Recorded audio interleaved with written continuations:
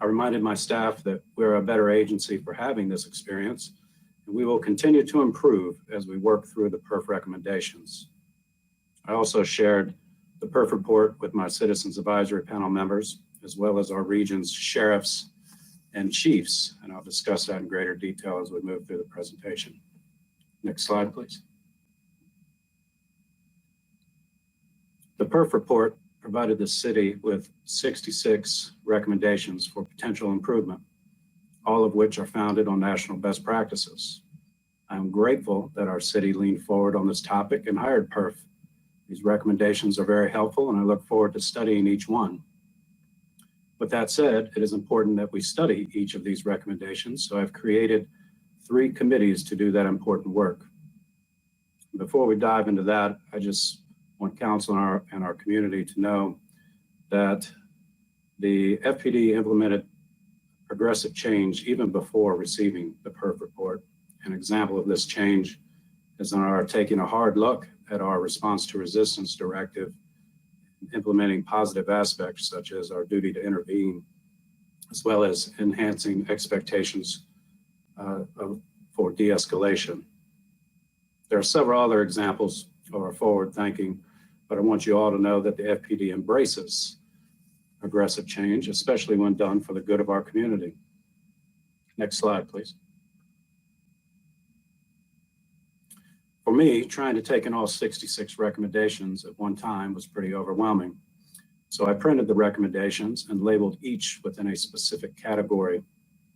I noticed there were overlapping topics within categories, so I combined them to create 3 separate committees.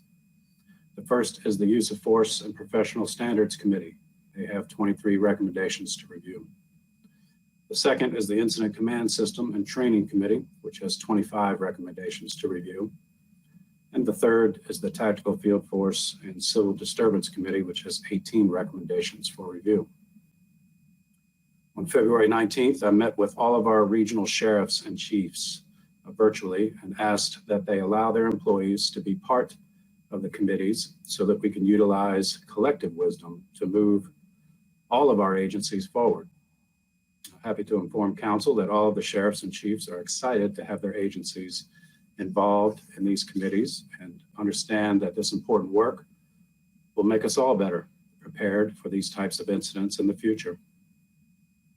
On February 24th, I met with my Citizens Advisory Panel and explained the committee formation to them and asked for volunteers to provide their perspectives on the committees.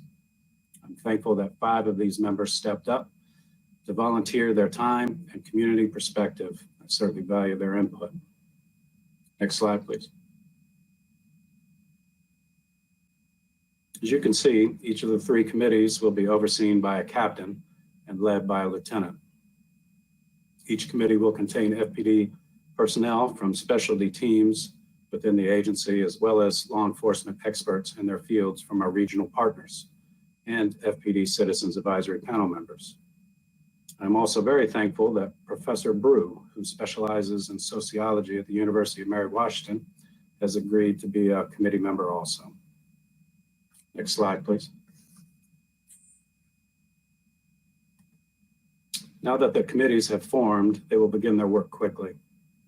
My expectation is that each committee will meet at least twice per month, have detailed and inclusive conversations about their recommendations, forward recommendations as they are finalized, and continue their important work until all recommendations have cleared the committee review process.